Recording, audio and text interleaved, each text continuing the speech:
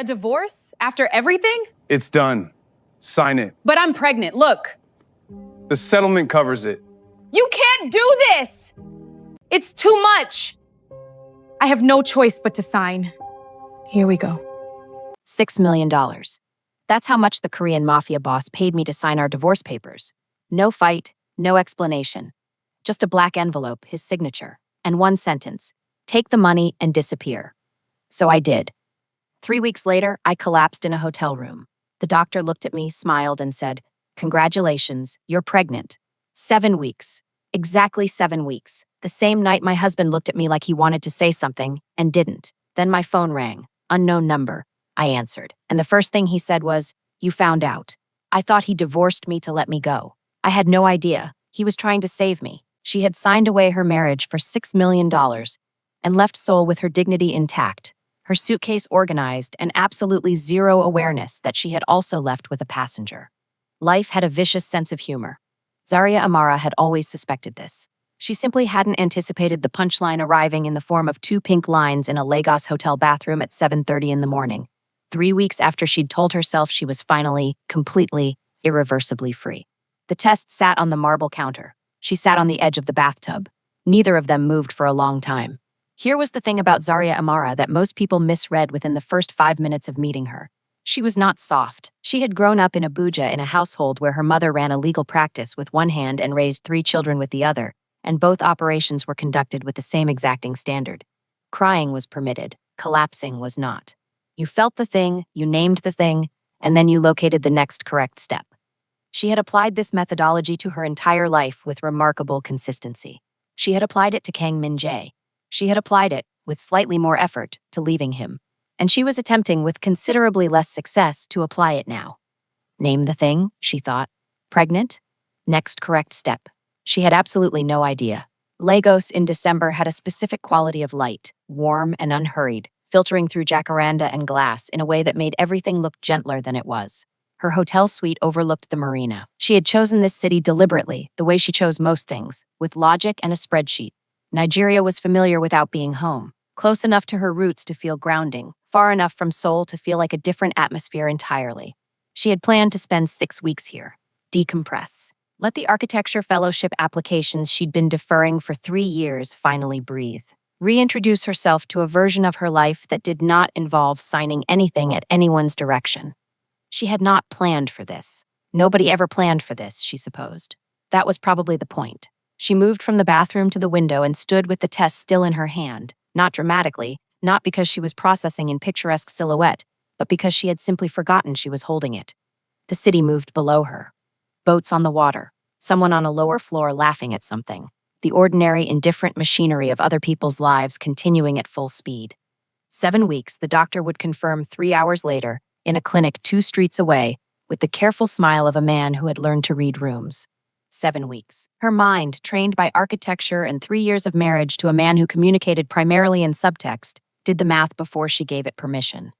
7 weeks ago was the storm, the power outage, the dark kitchen. Min-jae standing there without his jacket, which was, for Kang Min-jae, essentially the emotional equivalent of another man weeping openly on a floor. Stay tonight. She had stayed. She had told herself it was the storm, the dark, the strange suspended quality of a city temporarily without power, as though the usual rules had been switched off along with the electricity. She had told herself many things that night, and most of them were architecture, load-bearing fabrications that had held her upright through the weeks that followed. The divorce papers had arrived 22 days later.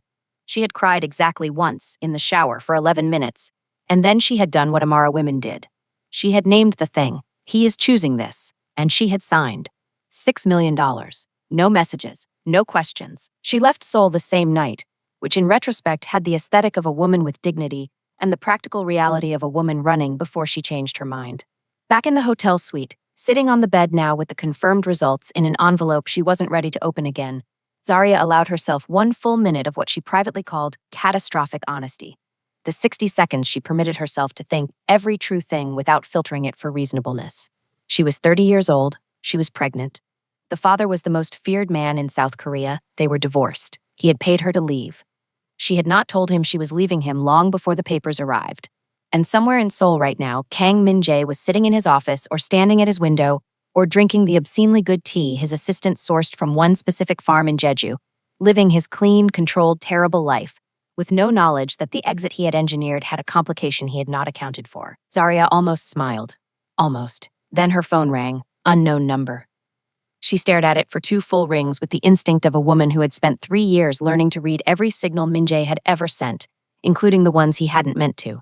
She answered. Silence. Then his voice. Calm. Low. As devastatingly composed as the day they met, as the day he proposed, as every single day of 3 years when she had waited for the glass to crack and found it perfectly, infuriatingly intact. You should not have left without telling me. Her chest did something complicated. The window. The marina. The boat still moving below. He knows, she thought. And then he confirmed it. Not the pregnancy, not yet, but something worse, something that unraveled the entire story she had spent 3 weeks building to protect herself. You discovered it, he said. Not a question. She closed her eyes. Name the thing, she thought. Next correct step. For the first time in 30 years, Zarya Amara did not have one. If you've ever been protected by someone who forgot to tell you that's what they were doing, drop a comment below. Because Zarya is about to find out that silence isn't always abandonment. Sometimes it's armor. And sometimes the most dangerous thing a man can do is love you quietly enough that you almost miss it entirely. Don't let Min-jae's enemies win. Hit like and subscribe if you believe Zarya deserves the whole truth. The silence on the phone line was doing too much work.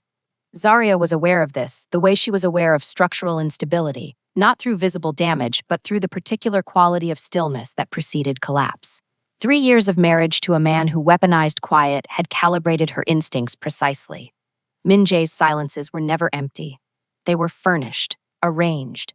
Every pause a room he had already decorated before you walked into it. She had missed that about him. She was furious at herself for missing that about him.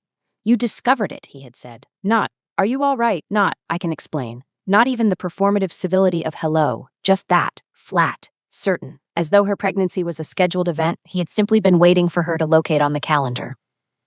Min-jae. Her voice came out steadier than she deserved credit for. What exactly do you think I discovered? A pause. Not hesitation. Min-jae did not hesitate. It was calculation wearing hesitation's coat. You're in Lagos, he said. You've been there 19 days. You visited a clinic this morning at 9:47. The marina outside her window suddenly felt much less peaceful. You're having me watched. It wasn't a question. It landed somewhere between a statement and an accusation, and an exhausted laugh she swallowed before it escaped. I'm having you protected, he said, with the serene confidence of a man who saw absolutely no distinction between those two things. There is a difference. There really isn't. Zarya. Just her name. 1 word, 2 syllables. The way he said it. Not soft exactly, but careful. The way you were careful with things you knew were breakable and refused to admit you were afraid of breaking. She sat down on the bed. She hated that her legs had made that decision without consulting her. The envelope with the clinic results was still in her hand. She became aware of this slowly, the way you became aware of holding something heavy only after your arm started trembling. She set it on the bedside table with the deliberate calm of a woman who was absolutely not spiraling and needed the room to know that. You sent me divorce papers, she said. Yes. And $6 million. Yes. And your signature was already on them when they arrived, which means you had decided, before presenting them to me, that my response was not actually a variable you were accounting for. A beat. That is a fair characterization, he said. She stared at the ceiling. The ceiling was white and uninvolved, and she envied it deeply. Min-jae.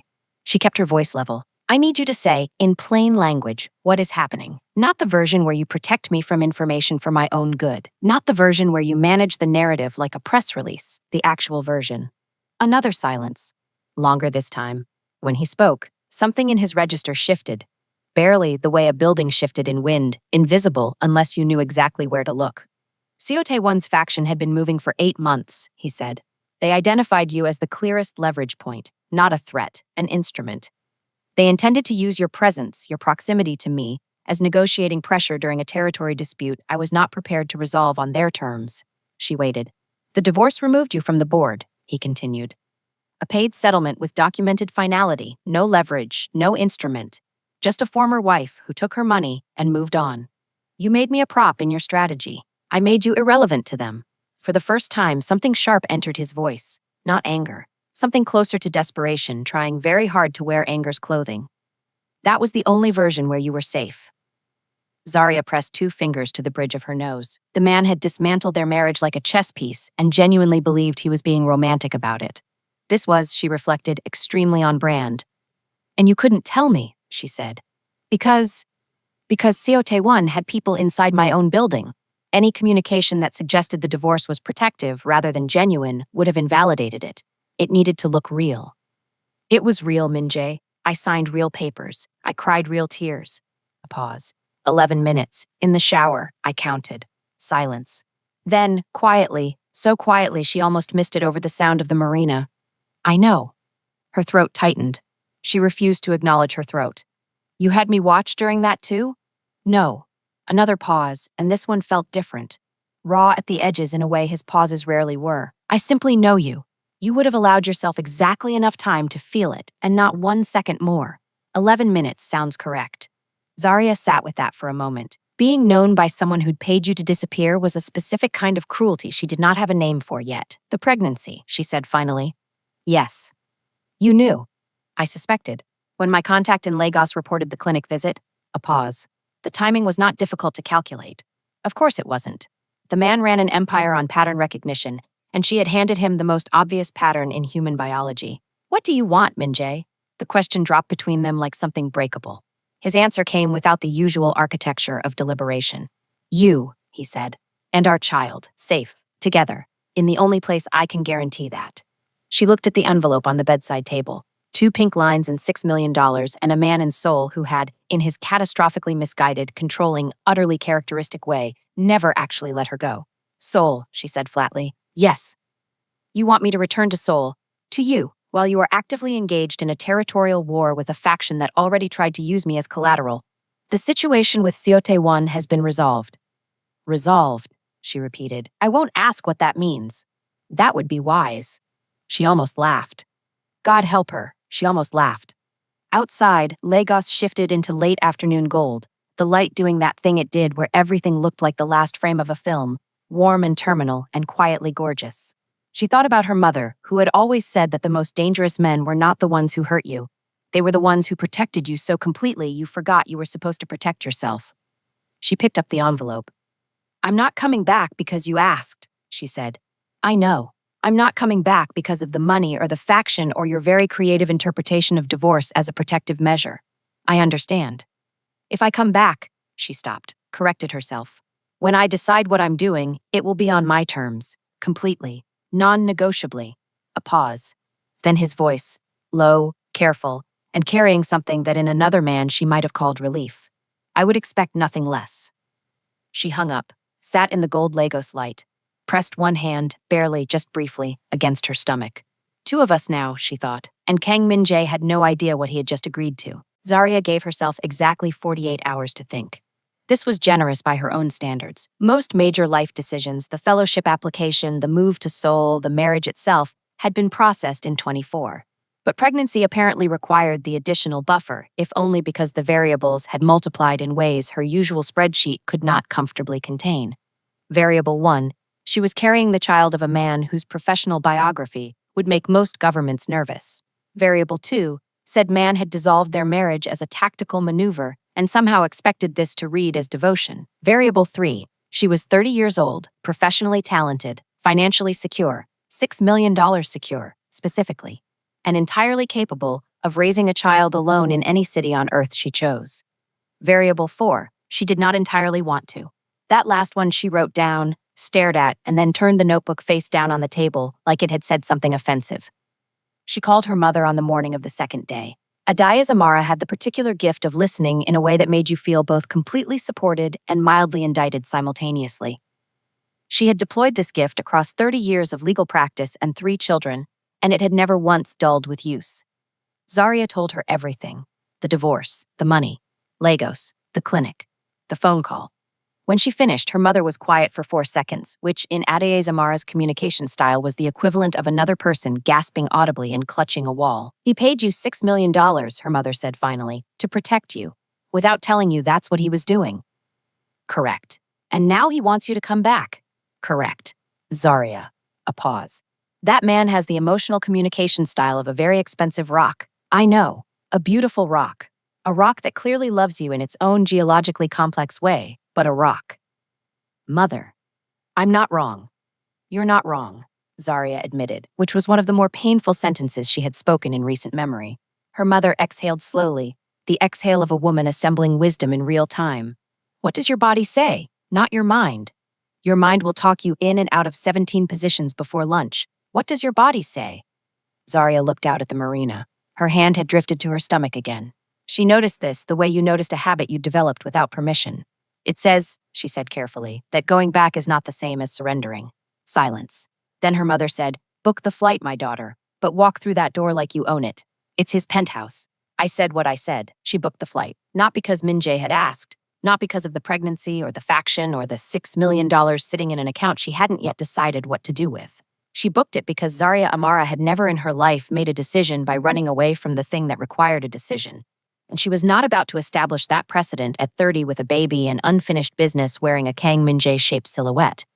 She landed in Seoul on a Thursday. The city received her the way it always had, without ceremony, without apology, without any acknowledgement that she had been gone for 3 weeks and returned as an entirely different configuration of person. Seoul did not do sentiment. In this way, it had always reminded her of its most prominent resident. A car was waiting at arrivals. She had not told Min-jae her flight details. She stopped in front of the car, black, immaculate, driven by a man whose face she recognized from the penthouse security rotation, and considered briefly the satisfaction of taking a taxi purely on principle. She got in the car. Principles were expensive and her feet hurt. The penthouse was exactly as she had left it. This bothered her more than she expected. She had half anticipated some evidence of his disruption. A room rearranged, something removed, the physical proof that her absence had registered in the space. Instead, everything was precisely ordered, every surface clean, every book on its shelf. The city glittered beyond the glass wall like a painting that had been hanging there undisturbed for years. The only difference was Min-jae. He was standing by the window, naturally because Min-jae standing by windows was as consistent as weather, but something in his posture was different, subtle. The way a sentence was different when one word changed. He was holding a glass of water he clearly wasn't drinking, and when he turned at the sound of the elevator, he looked at her for one long, undefended moment before the composure assembled itself back into place. In that moment, she saw it again. The thing she had only glimpsed once before on the night of the storm, the glass cracking. You came, he said. Don't make it a thing, she said. The corner of his mouth moved, not quite a smile, the suggestion of one, offered and then withdrawn before it could be held against him. She set her bag down and looked at him with the full, direct, unblinking attention that she knew from experience made most people uncomfortable and made Min-jae, inexplicably, frustratingly, more still. We need rules, she said. All right. Real ones. Not the architecture you build around things to make them look like rules while actually functioning as control. Something flickered. That is a precise description. I know what you do, Min-jae. I spent 3 years studying the blueprints. She crossed her arms. Rule 1, I am not a variable in your strategy, not a piece, not an instrument, not collateral, and not protection. I am a person who is also carrying a person, and both of us require complete information at all times. He was quiet. Rule 2, if there is ever a threat, a faction, a dispute, a situation of any category that involves me, you tell me first. Not after, not with a $6 million explanation. Before. Some situations require, Min-jae. He closed his mouth. She noted this for the record. Rule 3. She paused. This one was harder. She said it anyway because Amara women did not flinch at the hard ones.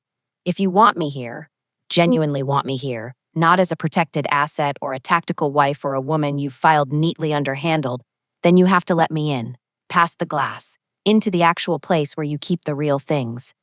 The water glass in his hand was very still. The city hummed below them. I don't know how to do that, he said. It was the most honest thing he had ever said to her. It landed somewhere behind her sternum and stayed. I know, she said. That's why it's a rule and not a request. Requests are optional. He looked at her the way he had looked at her in the dark kitchen, like something irreplaceable that he had almost finished losing. You're here to stay? He asked. I'm here to decide, she said. There's a difference. He nodded once, slowly, with the gravity of a man accepting terms he had not written and could not renegotiate. I'll learn the difference, he said quietly. Outside, Seoul glittered on, indifferent and magnificent. Zarya uncrossed her arms. It was not forgiveness. It was not reunion. It was the door cracked open one careful inch, which, given everything, was more than either of them had managed in 3 years of marriage. She decided for now it was enough to begin. Living with Kang Min-jae again was like being handed back a book you'd already read and discovering someone had rewritten half the margins. The story looked the same. The penthouse. The silent mornings. The coffee she made herself, because his version was technically perfect and somehow completely wrong. Too precise, like everything he did, calibrated to her preference, so exactly it felt like a mirror rather than a gesture. The security detail moving quietly through the building's lower floors like expensive ghosts. The city spreading itself below the glass wall with the tireless ambition of a place that never decided it was finished. All of it the same, except for the margins, the small, rewritten things she caught herself noticing with the involuntary attention of a woman who had trained herself to stop noticing. He did not crowd her. She had expected management. Min-jae's instinct in uncertain situations was to organize them, to build structure around disorder the way his family had built empire around chaos, quietly and with excellent load-bearing walls. She had braced for schedules, for security briefings presented as suggestions, for the subtle, suffocating choreography of a man who loved by controlling the environment rather than entering it. Instead, he gave her space. Genuine space. Not the tactical variety that was really just observation from a greater distance. She could move through the penthouse without the sensation of being tracked. She ate when she wanted, slept when she wanted, set up her architecture work on the dining table with the aggressive territorial energy of someone who expected to be asked to move it and was not asked. On the third morning, she looked up from her laptop and found he had relocated his own work to the smaller desk in the study without comment or announcement. She stared at the empty dining room chair across from her. She stared at it for longer than was strictly necessary. Fine, she thought. Fine. The pregnancy, meanwhile, had opinions. Zarya had expected the nausea. She had read the literature with the thorough, annotated approach she applied to all research. But she had not fully appreciated the way it arrived without scheduling, without warning, and with the specific vindictive energy of something that had been personally wronged. It struck at 10 in the morning, at 2 in the afternoon, occasionally at midnight just to maintain variety. It had no respect for meetings, for deadlines, or for the dignity of a woman trying to establish psychological authority in her estranged husband's penthouse. She was in the kitchen on the fourth morning, losing a quiet argument with a glass of ginger tea, when Min-jae appeared in the doorway. He looked at her, she looked at him, she looked at the tea. "Don't," she said. "I wasn't going to say anything." "You were composing something." A pause. "I was composing something," he admitted. "Whatever it is." "No, I am fine. The baby is fine. This is normal, and I have it handled." He nodded, moved to the refrigerator, retrieved something from the back of the second shelf, a small container she hadn't noticed, and set it on the counter beside her without ceremony or explanation. She looked at it. Sliced, crystallized ginger, already prepared, portioned into a container small enough to fit in her bag. She looked at him. He was already leaving the kitchen. "Min-jae." He stopped. "How long has that been in there?" A pause. "Since yesterday." She had arrived the day before yesterday, which meant he had anticipated this before she had confirmed anything was happening, and prepared for it, and said nothing, and left it there for her to find when she needed it, because that was what Kang Min-jae did. He solved things quietly. He cared in the architecture of small, precise actions, and then removed himself from the room before you could make it mean something. It was the most romantic and most maddening thing she had ever witnessed. "Thank you," she said. "Of course," he said, and left. She ate 3 pieces of ginger and sat with the complicated feeling of being known by someone she hadn't yet decided to forgive. They had their first real conversation on the 5th night. Not a negotiation, not a debrief, not the careful diplomatic exchange of 2 people managing a situation, but an actual conversation, the kind with digressions and contradictions, and a moment where both of them were talking about the same thing from such different angles they almost missed that they'd agreed. It started because of a building. She had been reviewing plans for a community housing project. A Lagos firm had sent her preliminary schematics, a project she'd been consulting on remotely, and she had made a comment to no one in particular about a structural choice that made absolutely no sense, aesthetically or practically. Min-jae, passing through, had stopped. "The cantilever," he said. She looked up. "What?" "The east-facing overhang, its decorative compensation." He nodded at the screen. The original budget didn't include the glass frontage they wanted, so they added the overhang to suggest ambition the structure doesn't actually have. Zarya looked at the schematic, looked at him. "How do you know that?" "My company financed 3 buildings in that district 4 years ago. Same architect, same habit." He paused. "He designs for how things appear from the street, not for what they're actually holding." She turned slowly in her chair. There were approximately 47 things she could say about the metaphorical density of that observation as it applied to the man making it, and she elected, with heroic restraint, to say none of them. "Sit down," she said instead. He sat, and they talked about the project, about Lagos, about the specific corruption of form over function in architecture and in empire building, and in the relationship between the two. He was sharp in a way that surprised her even though it shouldn't have. She knew he was intelligent, had always known it, but Min Jae's intelligence in their marriage had mostly been directed at her management rather than her mind, and there was a difference between knowing someone was sharp and having that sharpness turn toward you like a light rather than a lens. At some point, the schematics were forgotten. At some point, she was laughing, actually laughing, at something dry and dark he had said about a city planner they had both apparently encountered at different times and found equally insufferable.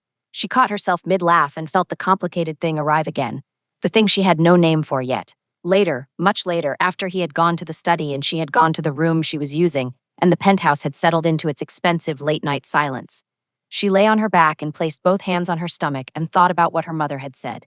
Walk through that door like you own it.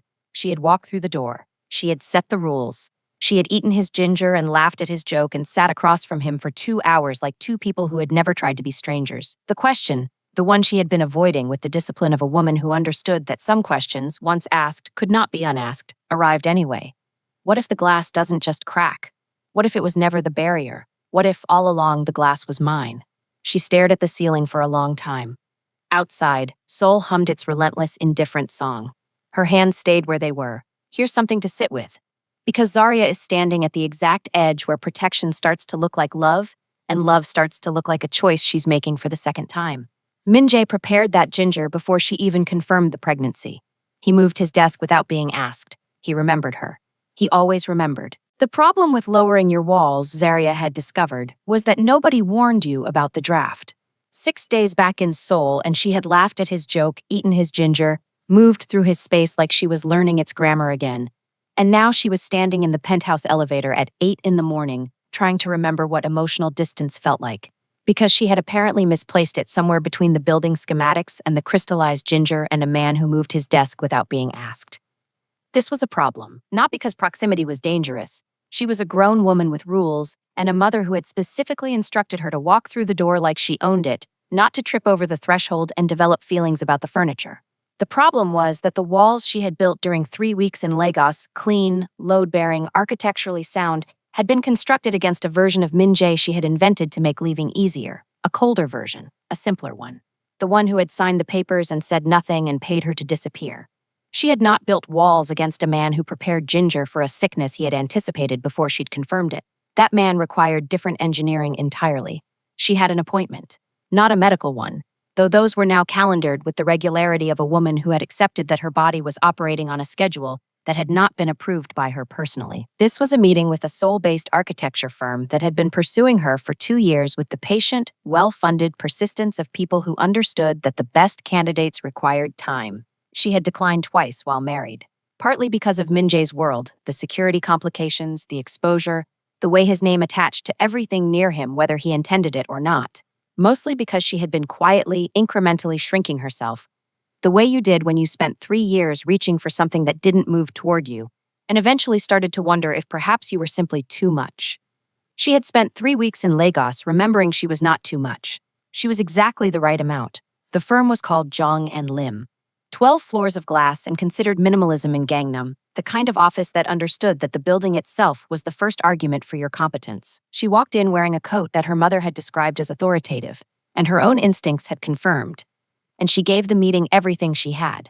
The Lagos housing project, the fellowship work, the sustainable design thesis that had been sitting half-finished for 3 years waiting for her life to have enough oxygen to complete it. They offered her a senior consultancy before she reached the elevator on the way out. She accepted in the elevator. Then she stood on the street outside Jong and Lim in the thin December Seoul cold and felt something expand in her chest that had been folded very small for a very long time. She called her mother. I got it. Her mother made a sound that was equal parts pride, and obviously I raised you. Now, her mother said, tell me about the rock. Mother, you called me about the job first, which means the rock situation is either very good or very complicated, and you needed a warm-up. Zarya looked up at the Seoul sky. Pale gray, indifferent, beautiful in the specific way of cities that did not require your approval. Both, she said. It's both. She came home to voices. This stopped her in the elevator vestibule with her hand still on the key panel because the penthouse did not have voices. It had one voice, occasionally, low and controlled, on calls that Min-jae conducted in the study with the door closed. The penthouse had always been a place of managed silence, which was either very peaceful or very suffocating, depending on the day and her mood and whether she had remembered to manage her own expectations. Today, it had two voices. She stepped inside. Min-jae was in the living area, standing, naturally, by the window, his one consistent character trait, and seated across from him on the long gray sofa was a woman Zarya did not recognize. 50s, perhaps. Immaculate in the way that required both money and discipline. Dark coat, silver at her temples, a posture so correct it looked like a policy. Both of them turned when Zarya entered. Min-jae's expression did something she couldn't immediately read. The woman's expression was considerably easier. It was the careful, calibrated look of someone who had been briefed on her existence and had formed opinions in advance. Zarya, Min-jae said, and there was something in the way he said it, a fraction too quickly, a fraction too careful, that told her this was not a meeting she had been prepared for deliberately, which meant someone had arrived unannounced, which, in Min-jae's world, was either family or a problem.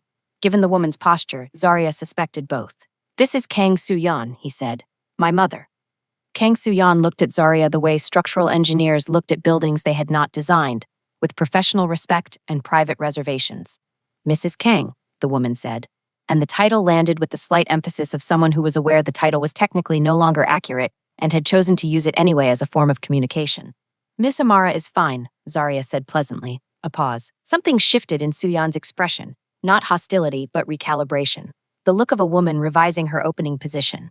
Min-jae had moved to stand slightly closer to Zarya. Not a gesture most people would have noticed, a matter of perhaps half a step, but Zarya noticed because she had spent 3 years reading the man in inches and half steps were his primary dialect. "Please sit," he said. They sat. Soo-yeon accepted tea with the grace of a woman who had been served in fine rooms for decades and had never found it remarkable. She looked at Zarya over the rim of her cup with eyes that were Min-jae's eyes. Dark, precise, operating on more levels than the surface conversation suggested. "My son tells me you've returned," she said. "I have. And that there is a child." "There is. You signed divorce papers." "I did. And yet here you are." Zarya smiled, the particular smile she had developed for rooms that expected her to be smaller than she was. "And yet here I am." A beat. Soo-yeon set down her cup with a small, decisive click. "I want to be plain with you, Miss Amara, because I find plainness saves everyone a great deal of time." She folded her hands. "My son has made decisions his entire life with complete competence and zero emotional transparency. He inherited this from his father, who was also impossible to reach and also correct about most things, which made it considerably more annoying." A pause. "He chose you once, without consultation, without introduction. He simply arrived at a family dinner and said your name like it was already decided." Zarya glanced at Min-jae. Min-jae was looking at the middle distance with the focused attention of a man pretending he was not in the room. "I am not here to interrogate your intentions," Soo-yeon continued. "I am here because my grandchild will be a Kang, and Kangs do not do things partially." She looked at Zarya with something that was not warmth exactly, but was its serious, load-bearing cousin. "If you are in, Miss Amara, be in. If you are not, say so now while the cost is still manageable." The room was quiet. Seoul moved below them. Zarya thought about the walls she'd built in Lagos, the rules she'd set at the door, the laugh she hadn't planned, and the ginger she hadn't asked for, and the job offer she'd accepted in an elevator 40 minutes ago, like a woman who had remembered the correct size of herself. She looked at Kang Soo-yeon with the full, unblinking attention that made most people uncomfortable. "Mrs. Kang," she said, "I designed load-bearing structures for 6 years before your son found me measuring ceiling beams at a dinner party. I do not do things partially either." She paused. "We'll get along fine." Silence. Then Soo-yeon did something Zarya suspected was rare. She smiled. Small. Precise. Inherited. "Good," she said simply. And somewhere to Zarya's left, she heard Min-jae exhale. "The thing about building a life the second time was that you arrived with better tools and considerably more scar tissue." Zarya had started at Jong and Lim on a Monday, her first contracted day, senior consultant, her name on a glass door panel in a building that had excellent load distribution and no symbolic complications attached to it. She had sat at her new desk and opened her first project brief and felt the specific, clean satisfaction of work that belonged entirely to her. Not Min-jae's world, not his name, not the careful radius of his protection casting its long, expensive shadow over everything she tried to build. Hers. She had celebrated by eating lunch alone at a noodle shop 2 streets away and calling nobody about it, which was its own kind of luxury. The pregnancy had entered what the literature optimistically described as the second trimester's grace period, which Zarya interpreted as the nausea becoming slightly less creative in its scheduling rather than any actual grace. She was 12 weeks now. The first scan had happened on a Tuesday morning, clinical and quiet, just her and the technician, and the small, improbable sound of a heartbeat filling a room that smelled like antiseptic and careful professionalism. She had not told Min Jae about the appointment. Not deliberately, or not entirely deliberately. She had made the booking when she was still running on the momentum of her rules, still operating in the mode of, I will do this independently, because independence is the point. And by the time she considered mentioning it, the appointment was in 2 hours, and something stopped her. Fear, possibly. Not of the scan, of what his face might do in that room, of what her face might do in response to whatever his face did. She had gone alone and come back with a small printed image that she put in the inside pocket of her coat and did not take out again for the rest of the day. That evening, she found him in the study, actually in the study, not performing work as social distancing, but genuinely absorbed in something, jacket off, reading with the focused stillness he brought to everything that required his full intelligence, which was most things. She stood in the doorway for a moment. He looked up. She crossed the room, took the scan image from her coat pocket, and set it on the desk in front of him without preamble or explanation. He looked at it. The room was very quiet. She watched his face with the attention she usually reserved for structures under load, looking for the places where the material was being tested, where the stress was visible, where something was being held that required more than its surface suggested. His jaw moved slightly. That was all. But his hand came up and his fingers settled on the edge of the small printed square with a care so disproportionate to the object's size that something in Zarya's chest did the thing she had been trying to prevent it from doing for 11 days. 12 weeks, she said. He nodded, still looking at the image. Healthy, she added. Good heartbeat. Everything is normal. Another nod. Smaller. She waited. You went alone, he said finally. I did. A pause. I would have... I know. She held his gaze. Next time. He looked up at her then, and the glass, the permanent, carefully maintained glass, was not cracked but transparent, the way it sometimes became when he was too present in a moment to maintain the opacity. She could see all the way through to the thing he was holding, which was enormous and had no name she was prepared to give it yet. He picked up the scan image. May I keep this? He asked. It's yours too, she said. She left him in the study. She made it approximately to the hallway before she had to stop and stand very still for 30 seconds and remind herself that she was a woman with rules and a job and a mother's voice in her head saying, walk through that door like you own it, and that none of those things were incompatible with her heart behaving like a structural element that had just been asked to hold significantly more than its rated capacity. She managed. Barely. The threat arrived on a Wednesday. It did not announce itself as a threat. It arrived as a dinner invitation, which was, in Min Jae's world, essentially the same thing, wearing better clothes. A man named Seo Taiwan, the faction leader Min Jae had mentioned on the phone, the one whose people had photographed her, whose territorial dispute had apparently been resolved in ways Zarya continued to not ask about, had sent a formal dinner invitation. His daughter's engagement celebration. An event that by the laws of their world required attendance or declared an insult that carried its own category of consequence. Min Jae told her about it himself. This, Zarya noted, was the rule working in real time. He told her over breakfast, sitting across from her at the dining table she had colonized with her architecture work, which he had never once asked her to move. And he told her plainly, without the managed narrative architecture she had called out in their first conversation. So Taiwan, the invitation, the implication. The fact that attending meant visibility and visibility had previously been exactly what the divorce was designed to eliminate. She listened. She ate her toast. He knows I'm back, she said. Yes. He knows about the pregnancy. A pause. Barely. Yes. And the invitation is his way of determining whether the original leverage situation has reconstituted itself. Min Jae looked at her with the expression he wore when she did something that confirmed a belief he held about her, a belief she suspected was considerably warmer than his face was willing to fully commit to. Yes. So if we attend, we signal that I'm a presence in your life again and therefore usable. And if we don't attend, we signal a hostility I'm not currently positioned to sustain without consequence. She considered this. Or, she said, setting down her toast, we attend, and I am not a liability at all, and whatever calculation he's made about my usefulness as leverage gets revised on contact. Min-jae was quiet. Zarya. I'm not a prop, Min-jae. We established this. She met his eyes. But I am also not someone who hides. Not in Lagos, not in a penthouse, not behind $6 million. A pause. If this man's entire strategy relies on me being something that can be used against you, the cleanest counter is for me to be something that can't. Which is what, specifically? She picked up her toast again.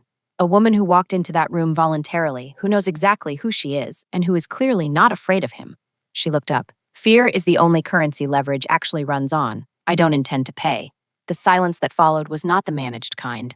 It was the kind that meant he was looking at her and seeing all the way to the back of the thing, and what he found there was not what he had been protecting her from. It was what he should have been standing beside all along. We'll go, he said. We'll go, she agreed. She found Su-yan in the building lobby that afternoon. Not by arrangement. The woman simply materialized the way women of that generation and disposition sometimes did, as though geography rearranged itself around their intentions. I heard about the dinner, Su-yan said, falling into step beside her with the ease of someone who had decided they were on the same side and was not requesting confirmation. News travels. In this family, it doesn't travel. It simply arrives, fully formed, with a security briefing attached. A pause. You're going. We're going. Su-yan was quiet for a moment. Then, my husband used to do what Min-jae does, the protection by omission, the love that looked like management. She said it without bitterness, the way you spoke about weather patterns, observable, historical, impersonal. It took me 11 years to make him understand the difference. Zarya looked at her. How did you do it? Su-yan's mouth curved, that small, precise, inherited smile. I stopped letting him be the only one who made decisions about my safety. She paused. He was furious for approximately 3 weeks. Then he understood. Another pause.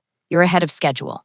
They reached the elevator. Su-yan pressed the button with the authority of a woman who had been pressing buttons in this building since before Zarya was born. Wear something that says you arrived on purpose, she said. Not because you were brought. The elevator opened. They stepped in. Zarya thought about leverage and fear and load-bearing walls, and the particular architecture of a woman who had decided, not for Min-jae, not for the faction, not for the $6 million that sat in an account she had already begun to think about differently, but for herself, entirely and without apology, that she was done being the thing that happened to other people's stories. She was the structure. Everything else was weather. The engagement dinner for Seo Tae-won's daughter was held in a private dining room on the 43rd floor of a building that had clearly been designed by someone who believed intimidation was an aesthetic. Zarya knew this because she had assessed the load distribution from the lobby. Still embarrassing. She wore black. Not the defensive black of a woman trying to disappear into a room, but the deliberate black of a woman who understood that some colors were not about blending, they were about definition. The dress was structured at the shoulder, clean at the hem, and said exactly what she had intended it to say. I dressed for myself and arrived for my own reasons, and you were neither the audience nor the occasion. Min-jae had seen her in the elevator. He had said nothing, but he had looked at her the way he occasionally looked at architecture he respected, with the recognition of someone who understood what had gone into making a thing hold its shape under pressure. She had decided to accept that as a compliment. They arrived together, which was itself a statement. No careful distance, no diplomatic ambiguity about the nature of her presence. She walked beside him through the entrance with the unhurried ease of a woman who had designed more complex structures than this room and found none of them frightening. The security detail stayed at the perimeter. Seoul's most carefully assembled collection of dangerous men and their carefully assembled wives and companions looked up when they entered, in the way rooms did when something shifted the equilibrium. Zarya smiled at no one in particular and accepted a glass of sparkling water from a passing server. The evening had begun. Seo Tae-won was shorter than she expected. This was the first thing. The second was that he had the specific warmth of a man who had learned charm the way others learned a second language, functional, fluent, and slightly accented with the original. He crossed the room to greet them with the practiced ease of a host, and when his eyes landed on Zarya, they performed a rapid, invisible calculation that she clocked immediately because she had been clocking that calculation in various rooms her entire professional life. Who is she, and what does she cost, and can I afford her? Kang Min-jae, he said, and the two men exchanged the greeting of people who had a history that predated the current configuration of their relationship, which is to say, with complete surface pleasantry and the awareness of loaded weapons. Seo Tae-won. Min-jae's hand was at the small of her back, not possessive, present. You know my wife. The word landed cleanly, not former, not Zarya Amara, not the careful diplomatic phrasing of a man managing a complicated situation. My wife. Zarya did not look at him. She looked at Sotaewon and extended her hand with the calm of a structural engineer who had just watched someone test a beam and found it held. "Congratulations on your daughter's engagement," she said. "The room is lovely." A pause, micro, invisible to anyone not watching for it. "Ms. Amara," Sotaewon said, shaking her hand, "we've heard a great deal about you." "I imagine you have," she said pleasantly. "Most of it probably strategic." Something moved behind his eyes. Recalibration. Min-jae's hand was still at her back. The dinner unfolded the way these things did in this world, in layers, with the actual conversation happening somewhere underneath the visible one. Food arrived. Toasts were made. The engaged couple, a young woman with her father's calculated smile, and a young man who appeared genuinely happy and slightly overwhelmed by the room he'd married into, received congratulations with the grace of people who understood they were also furniture in someone else's arrangement. Zarya sat beside Min-jae and spoke when spoken to and listened when not. And she cataloged the room the way she always cataloged rooms, structurally, functionally, looking for where the weight was actually being held and where the decorative elements were compensating for something the bones couldn't support. She found it in Seotae-one's table arrangement.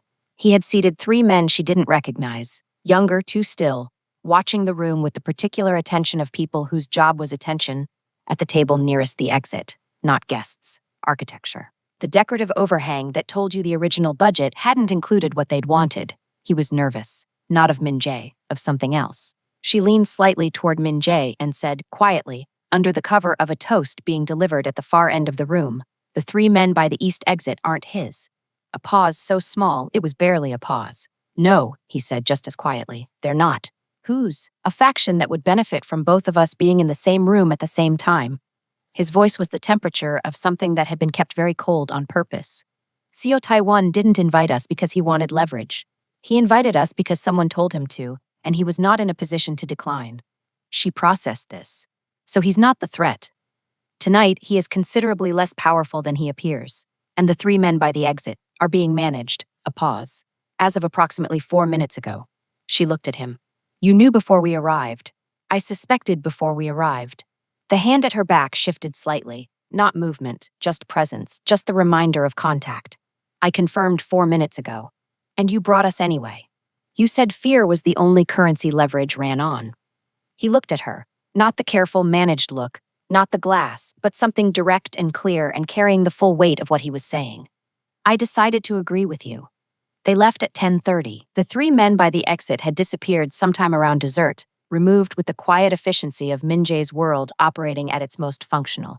Seotae-one had said goodnight with the relieved warmth of a man who had survived an evening he had not been certain he would, and there had been something in his eyes when he looked at Zarya, not the calculation of the beginning of the evening, but something closer to acknowledgement.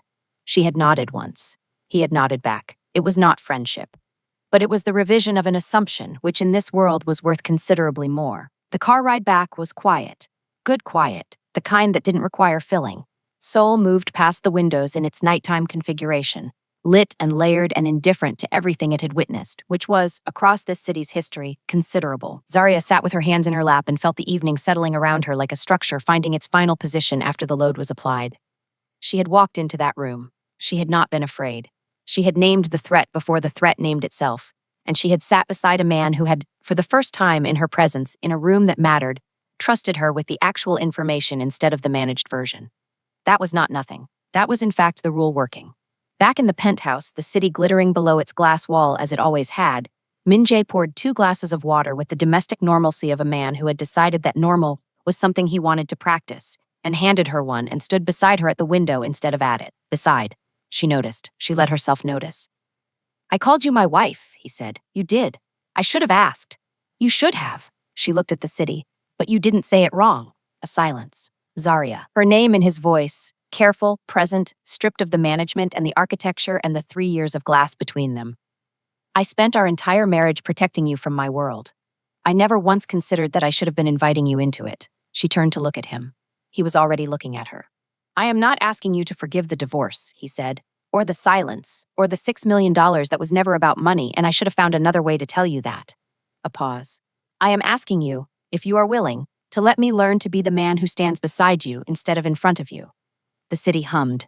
The baby, somewhere in the warm dark of her, continued its small, improbable, 12-week existence. Zarya thought about load-bearing walls and structures that held, and the difference between a building designed to impress from the street and one designed to last from the foundation. She thought about 3 years of almost. She thought about what came after almost. You moved your desk, she said. He blinked, slightly. What? The morning after I arrived. You moved your desk to the study without saying anything, so I'd have the dining table. She held his gaze. That was the first thing, not the ginger. The desk. She paused. I noticed. He was quiet. Start with that, she said. The small true things. Build from there. He looked at her for a long moment, and the glass was gone, entirely and without ceremony, and what was behind it was not frightening at all. It was simply a man, precise and immovable and completely undone by a woman who had measured the ceiling at a dinner party and refused to give him her card. He reached out. His hand found hers at her side, not a gesture, not a statement, just contact, quiet and certain. She let him hold it. Outside, Seoul glittered on. Inside, something that had been under construction for 3 years. Something with good bones and a complicated permit history and a foundation that had survived more than its designers had anticipated. Finally, quietly, settled into place. It was not the end. It was, at last, the beginning they should have had. $6 million tried to buy her an exit. One child rewrote the entire blueprint. And Zarya Amara, who came to Seoul for a fellowship and left with a scar and came back with a reckoning, finally got the thing that had been waiting behind the glass the whole time. A man who learned to stand beside her. If this story reminded you that real love shows up in moved desks and prepared ginger and a hand that finds yours without announcement, drop a comment and tell me the small thing someone did that told you everything. And if you believe Zarya deserved every single word of that ending, hit like, subscribe, and share this with someone who needed to read it today. Only the people who wanted her to stay in Lagos won't.